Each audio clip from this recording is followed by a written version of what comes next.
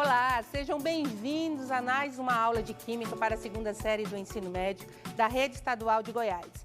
Lembrando que esse é o projeto Seduc em Ação, que conta com programas diários para levar até você aí na sua casa conhecimentos escolares. Eu sou a professora Rose Carvalho e o tema da nossa aula de hoje será fatores que afetam a velocidade de uma reação química. Então, vem aqui comigo. Bem, a habilidade que nós vamos desenvolver nessa aula de hoje que é conhecer os fatores que influenciam na rapidez da reação. Esses fatores podem influenciar tanto para aumentar a rapidez dessa reação, quanto diminuir a rapidez dessa reação. Então, hoje nós vamos ver 4 principais fatores para que essa reação tenha essa modificação aí na velocidade. Então, nós vamos ver superfície de contato, temperatura, concentração dos reagentes e catalisadores. Bem, o primeiro deles é superfície de contato. Então, o que diz a superfície de contato? Ela fala o seguinte, que quanto maior a superfície de contato, mais rápido essa reação vai acontecer, em menos tempo. Então, quando falamos em maior a superfície de contato, nós estamos falando em um dos reagentes é sólido. Eu não estou falando do tamanho do sólido.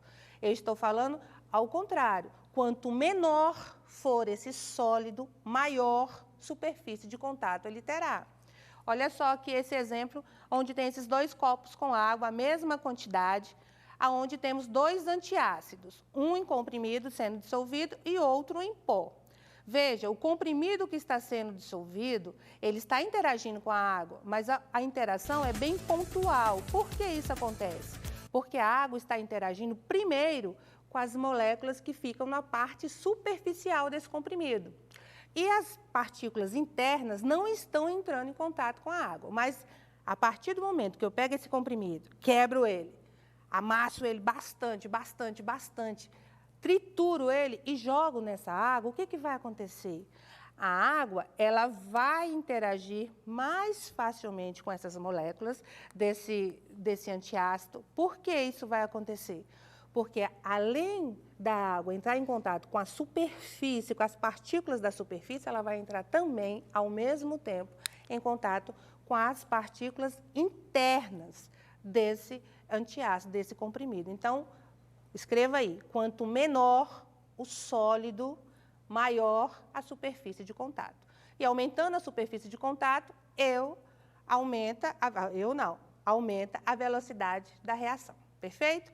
Outro exemplo que a gente pode ver nitidamente isso é quando nós nos alimentamos, quando comemos alimentos sólidos. Quem nunca ouviu do seu nutricionista falar assim, mastiga essa comida aí bem umas 30, 35 vezes cada colherada que você colocar na boca. Por que ele fala isso?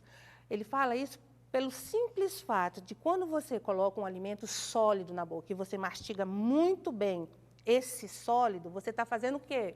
Você está diminuindo o pedaço desse sólido. E diminuindo o pedaço desse sólido, você está aumentando a superfície de contato desse sólido. Então, consequentemente, a sua digestão será muito mais rápida quando você mastiga muito bem mastigados os alimentos. Perfeito? Legal, né? Então, vem comigo agora nesse mapinha mental aqui. Aumentando a superfície de contato das espécies do reagente, ou seja, diminuindo cada vez mais esse sólido, aumenta a frequência de colisões. Lembrando que para se ter reações químicas, precisamos ter colisões, né? Aumentando as colisões, aumenta a quantidade de colisões efetivas. Aumentando a quantidade de colisões efetivas, a reação será muito mais rápida. Legal, né? E aí vamos para a temperatura. No nosso dia a dia, a gente vê muita influência da temperatura aí nas reações que ocorrem no nosso dia a dia. Quanto maior a temperatura, maior será a velocidade da reação. Veja, quando eu quero cozinhar um alimento mais rápido, eu uso o quê? Uma panela de pressão. Por quê? Porque a água dentro dessa panela vai estar numa temperatura muito maior, o que vai facilitar, então, o cozimento dos alimentos. Ou quando eu quero retardar uma reação, desacelerar a reação de decomposição de um alimento, que se ficar exposto, vai estragar mais rápido. Então, o que a gente faz? Coloca nos freezers, coloca dentro das geladeiras, para conservar mais esse alimento e fazer com que essa velocidade da decomposição seja reduzida, perfeito? Em reações de combustões, né? Geralmente em lugares onde não há perda de calor muito grande, como são em florestas, né? Porque elas são fechadas, as matas são muito densas, então não perde muito calor.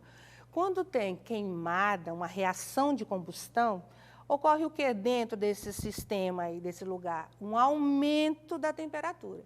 E esse aumento da temperatura vai fazer com que essa combustão se prolongue mais rapidamente, se intensifique mais rapidamente. Então, isso é que faz com que as queimadas dentro de florestas sejam devastadoras, tá certo?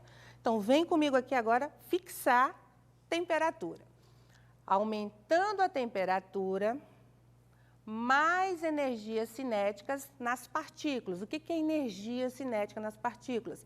Elas vão vibrar com mais intensidade, mais rapidamente. E elas vibrando com mais intensidade, mais rapidamente, vão ter mais colisões e vão liberar mais energia. Com isso, vai acontecer o quê? Maior número de colisões efetivas. Lembrando que precisamos ter colisões efetivas para que essa reação ocorra. Então, aumenta o número de choques efetivos. Aumentando o número de choques efetivos, aumenta a rapidez da reação. Então, essa reação vai acontecer em menor tempo. Legal, né? Perfeito. E aí nós vamos para a concentração dos reagentes. Veja, quanto maior a concentração dos reagentes, maior é a velocidade dessa reação. Quando a gente fala maior a velocidade de uma reação, significa que essa reação vai ocorrer em menos tempo, tá certo? Então, aqui nós temos 2 tubos de ensaio, onde colocamos um pedaço de zinco do mesmo tamanho, da mesma espessura em cada um deles, e colocamos ácido sulfúrico nos 2. Vejamos qual desses vai reagir mais rápido. O primeiro, nós diluímos esse ácido sulfúrico com água. Veja que ainda não começou a reagir, vai reagir bem lentamente. No segundo, nós temos o ácido sulfúrico puro, completamente puro. Então, veja a velocidade da reação. Ele vai corroer esse zinco muito mais rápido do que o primeiro tubo. Então, o que a gente pode concluir? No primeiro tubo, nós temos uma concentração muito pequena do ácido. Por quê? Porque a água diluiu esse ácido. Então, a probabilidade de choques é menores. Olha só, a probabilidade de choques efetivos é menor. Então, a velocidade vai ser mais lenta.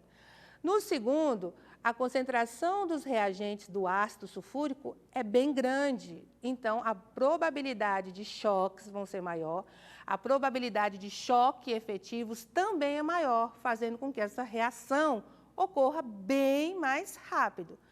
Dentro de sistemas gasosos, nós também podemos fazer essa concentração, ter essa concentração de reagentes. Como é que vai acontecer? Pressão menor, menor taxa de desenvolvimento, ou seja, a pressão está menor, a minha reação vai ser mais lenta. Por quê? As partículas dos reagentes estão muito dispersas. Agora, quando eu quero que essa reação ocorra mais rapidamente, nós vamos fazer o quê? Fazer com que a pressão aumente, a pressão aumentando, vai juntar mais as moléculas desse reagente, elas vão interagir muito mais, vão colidir muito mais, a probabilidade de colisões efetivas é maior, fazendo com que essa reação aumente a sua velocidade, ocorra em menos tempo. Então, aumentando a concentração dos reagentes, aumento do número de colisões entre as espécies reagentes. Aumentando essas colisões efetivas, aumento da taxa de desenvolvimento da reação, ou seja, aumento da velocidade dessa reação. Ela vai ocorrer em muito menos tempo, né? E aí nós vamos para os catalisadores. O que é um catalisador, pessoal? Catalisadores são substâncias que aumentam a velocidade de determinada reação, e isso é importante, ó, sem participar delas, tá? Ou seja, sem serem consumidas durante a reação. Eles vão estar na reação, mas não vão ser consumidos nessa reação. Aqui nós temos um exemplo do peróxido de oxigênio, que é a água oxigenada, conhecida aí por vocês. O peróxido de oxigênio, quando ele é colocado em ferimentos, ele é utilizado como antisséptico, né? Ele limpa aí os ferimentos, os cortes.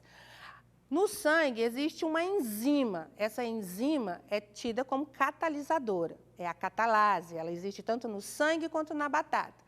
Então, em contato com a água oxigenada, essa enzima vai ter o papel de quê? De fazer com que a decomposição dessa água oxigenada seja mais rápida.